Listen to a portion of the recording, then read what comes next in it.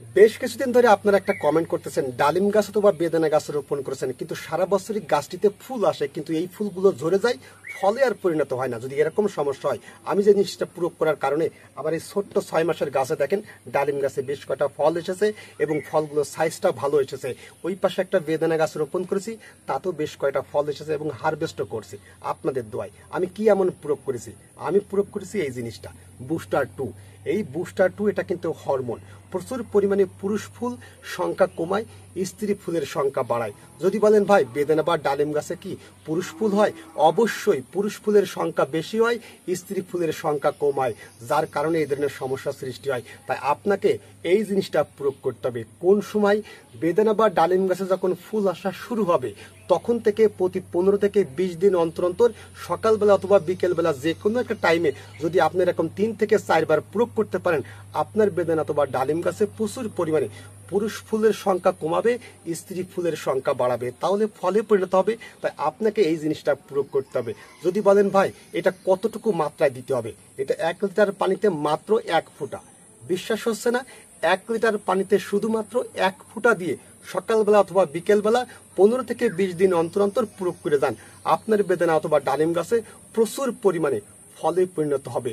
তবে এটা কোথায় পাবেন? এটা আপনার নিকটস্থ যে কোনো কীটনাশক এবং সারের দোকানে খোঁজ করলে কিন্তু পেয়ে যাবেন, অথবা অনলাইনের মাধ্যমে কিনতে পাওয়া যায়। তবে এটা সব জায়গায় পাওয়া যায় না, যার কারণে অনলাইনের মাধ্যমে অনেকেই কিনতে পারেন। তাই আপনাদের স্বার্থে আমি স্ক্রিনের উপরে একটা নম্বর দিয়েছি, ওনার সাথে একটু যোগাযোগ করে নেবেন এবং যোগাযোগ করার পরে তার সাথে কথা বলে যদি ভালো লেগে থাকে অবশ্যই অর্ডার করবেন, না হলে অর্ডার করবেন না। আপনার নিকটস্থ যে কোনো জায়গা থেকে এটা সংগ্রহ করে নেবেন বুস্টার 2টা। তাই এই বুস্টার 2টা প্রতি 15 থেকে 20 দিন অন্তর অন্তর গাছে ফুল আসার সময় প্রয়োগ করুন। আল্লাহর অশেষ রহমতে প্রচুর পরিমাণে ফলে পরিণত হবে আপনার গাছটিতে। তবে একটা জিনিস মনে রাখবেন, সেটা হচ্ছে শুধু এই বুস্টার 2-র উপরে নির্ভর করলে কিন্তু হবে না। একটা বিষয় আছে, সেটা হচ্ছে খাবারের বিষয় আছে, রোগ পোকার একটা বিষয় আছে, ডাল কাটিং এর বিষয় আছে। এই বিষয়গুলো অবশ্যই খেয়াল করবেন। এবার যেটা দেখাতে চলেছে সেটা হচ্ছে খাবারের বিষয়টা আমরা আগে সর্বপ্রথম দেখাবো, তারপরে ডাল কিভাবে কাটিং করবেন, কোন সময়, এবং বিশেষ করে আপনারা রোগ পোকা কিভাবে দমন করবেন সেই বিষয়ে কথা বলবো। তাই শুধু বুস্টার 2-র উপরে নির্ভর করলে কিন্তু হবে না, পাশাপাশি আপনাকে গাছের গোড়ায় পুষ্টি সমৃদ্ধ খাবার দিতে হবে, গাছে বেশি বেশি ফুল ফল আনার জন্য, গাছকে সুস্থ রাখার জন্য। 30 লিটার একটি বালতিতে আমার ডালিম গাছটা রোপণ করা। আমি 1 মাস অন্তর কি দিয়ে থাকি দেখেন, 1 বছরের পুরাতন জৈব সার, যেটা গোবরের সার বলা হয়, 1 বছরের পুরাতন একদম ঝুরঝুরে। দেখছেন, যদি জৈব সার না থাকে যে কোনো কম্পোস্ট জাতীয় সার অবশ্যই আপনাকে নিতে হবে আনুমানিক হারে। আমি এখানে 1 থেকে 1.5 কেজি পরিমাণ নিয়েছি। এরকম যদি টবে রোপণ করে থাকেন অথবা জিও ব্যাগে, আপনাকে 2 থেকে 3 কেজি পরিমাণ দিতে পারেন। তবে কম বেশি হয়ে গেলে কোনো সমস্যা না। তাই প্রতি 1 মাস অন্তর অবশ্যই আপনাকে এরকম জৈব সার সংগ্রহ করে দিতে হবে। তাই দেখেন, এই জৈব সারের পাশাপাশি আমি কি দিছি, এখানে দেখেন হিউমিক অ্যাসিড 4 চামচের 2 চামচ পরিমাণ 30 লিটার একটি বালতিতে আমি দেওয়ার চেষ্টা করি। এটা দেওয়ার কাজ কি, এই বিষয়ে কিন্তু আপনারা অনেকেই জানেন হিউমিক অ্যাসিডের কাজ কি। এই বিষয়ে আমার চ্যানেলে ভিডিও আছে, আপনারা অনেকেই দেখেছেন। তাই প্রচুর পরিমাণে গাছে ফুল ফল আনতে সহায়তা করে, গাছের শিকড় বৃদ্ধিতে, গাছ সুস্থ রাখার জন্য বিশেষ করে হিউমিক অ্যাসিডের ভালো ভূমিকা পালন করে। পাশাপাশি আর একটু সার আমি দিয়েছি, যেটা বেঙ্গল মিশ্র সার। এর ভিতরে নাইট্রোজেন, ফসফরাস, পটাশিয়াম এবং সালফারের মতো উপাদান আছে, তাই অন্য সারের প্রয়োজন হয় না। এখানে আমি 20 গ্রাম পরিমাণ নিয়েছি 30 লিটার একটি বালতিতে দেওয়ার জন্য। যদি আপনার এরকম একটি টবে রোপণ করেন অথবা প্লাস্টিকের হাফ ড্রামের জিও ব্যাগে 100 কেজি, সেক্ষেত্রে আপনারা এখানে 50 গ্রাম পরিমাণ এই মিক্সড সার নিতে পারেন। বিভিন্ন কোম্পানিরই বিভিন্ন নামে কিন্তু পাওয়া যায় এই বিশেষ করে মিশ্র সারটা। তাই এটা হচ্ছে সরকার অনুমোদিত বেঙ্গল মিশ্র সার। তাহলে আমি কি করেছি, বেঙ্গল মিশ্র সার নিয়েছি এখানে 20 গ্রাম পরিমাণ, এখানে 4 চামচে 2 চামচ হিউমিক অ্যাসিড, আনুমানিক হারে জৈব সার নিয়েছি 1 থেকে 1.5 কেজি পরিমাণ 30 লিটার একটি বালতিতে দেওয়ার জন্য প্রতি 1 মাস অন্তর। এবার আমি কি করব, এটাকে মিক্সার করব। দেখেন একটু খেয়াল করে। তবে অনেকেই জৈব সারগুলো করেন কি, কাঁচা গোবরের সার 2-3 দিন রোদে শুকিয়ে সেগুলো গাছের গোড়ায় ব্যবহার করেন না, এরকম কখনোই করবেন না। 1 বছরের পুরাতন জৈব সার দেওয়ার চেষ্টা করবেন, সেক্ষেত্রে আপনার গাছগুলো সুস্থ সবল থাকবে এবং সেই সারে কাজ করবে। কিভাবে দিবেন দেখেন, মিক্সার করা আমার হয়ে গেছে। এবার আমরা কি করব, মাটিটাকে কিন্তু একটু আলগা করে নিতে হবে। দেখেন মাটিটা কিন্তু ঝুরঝুরে, তবে ভিজে অবস্থায় সার দিবেন না, সেক্ষেত্রে কোনো সারে কিন্তু কাজ করে না। তাই অবশ্যই চেষ্টা করবেন মাটিটাকে এরকম আলগা করে নিয়ে একটু ঝুরঝুরে বানিয়ে নেওয়ার। দেখেন টবের মাটি অনেক সময় এটা শক্ত হয়ে যায়, যার কারণে নিচ পর্যন্ত খাবার পৌঁছয় না। তাই একটু এরকম ঝুরঝুরে করে নেবেন, যে কোনো ধারালো কিছু দিয়ে অথবা হাত দিয়ে হোক। এবার আমরা এই খাবারটা দিয়ে দেবো। দেখেন এই খাবারটা আমরা দিয়ে দিলাম।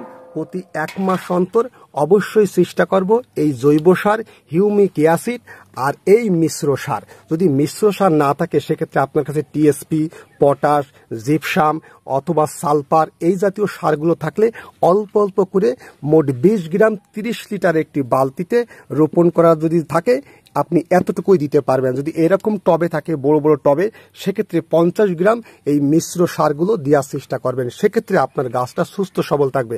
তবে এই সারটা দেওয়ার পর অবশ্যই একটু পানি ছিটিয়ে দিবেন। যদি যেহেতু এখন বর্ষাকাল, ঘন ঘন বৃষ্টি হচ্ছে, সেক্ষেত্রে পানি দেওয়ার দরকার নেই। অটোমেটিকলি বিশেষ করে বৃষ্টিতে আপনার টবের মাটি ভিজে যাবে। তাই যদি আপনার সেরকম যদি বিশেষ করে আকাশে বৃষ্টি না হয়, এরকম হয়, সেক্ষেত্রে আপনারা অল্প একটু পানি ছিটিয়ে দেওয়ার চেষ্টা করবেন, মানে টবের মাটিটাকে একটু ভিজিয়ে দেওয়ার চেষ্টা করবেন, তাহলে সব থেকে বেশি ভালো হবে।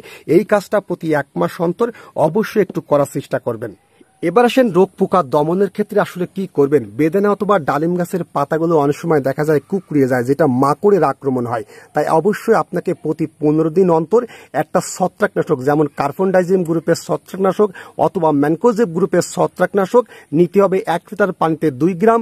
এর সাথে বিশেষ করে একটা মাকড়নাশক, যেমন অ্যাবামেকটিন গ্রুপের ভার্টিমেক আছে, সিনজেন্টা কোম্পানির মাকড়নাশক 1 লিটার পানিতে মাত্র 2 ml দিয়ে এইটা কীটনাশক একটা ছত্রাকনাশক একত্রে মিশিয়ে প্রতি 15 দিন অন্তর অন্তর গাছ ভিজিয়ে স্প্রে করে যাবেন। সেক্ষেত্রে আপনার গাছের পাতাগুলো এরকম সুস্থ সবল থাকবে। তাই এই কাজটা যদি করতে পারেন সেক্ষেত্রে একটা ছত্রাকনাশকের কাজ করবে, অপরদিকে পাতাগুলো সুস্থ সবল থাকবে।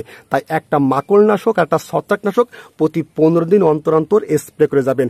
আর বিশেষ করে গাছে যখন ফুল আসা শুরু হবে অথবা ফুল ফুটেছে এরকম অবস্থায় ওই যে বুস্টার 2 যে হরমোনটা, ওই হরমোনটা প্রতি 15 দিন অন্তর অথবা 20 দিন অন্তর অন্তর 1 লিটার পানিতে 1 ফুটা হারে বিশেষ করে স্প্রে করে যাবেন। প্রচুর পরিমাণে বিশেষ করে স্ত্রী ফুলের সংখ্যা বাড়াবে, পুরুষ ফুলের সংখ্যা কিন্তু কমাবে।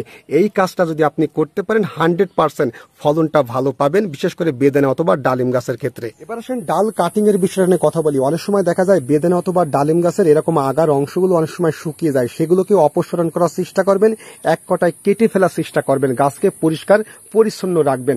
আর যে সকল ডালগুলো এরকম লম্বা হয়ে গেছে, কোনো রকমই ফুল আসে না, বর্ষার আগে অবশ্যই কেটে ফেলার একটু চেষ্টা করবেন আগার অংশটা। সেক্ষেত্রে নতুন করে ব্রাঞ্চ বের হবে, ওই ব্রাঞ্চেই দেখবেন যে ফুলের কড়ি চলে এসেছে এবং গাছটাও ঝোপালো হয়েছে, দেখতেও ভালো হবে, বেশি বেশি ফুল ফল আসবে ওই গাছটিতে। তাই অবশ্যই বর্ষার আগে কিছু ডাল একটু কেটে ফেলার চেষ্টা করবেন, যে ডালগুলো লম্বা হয়ে গেছে।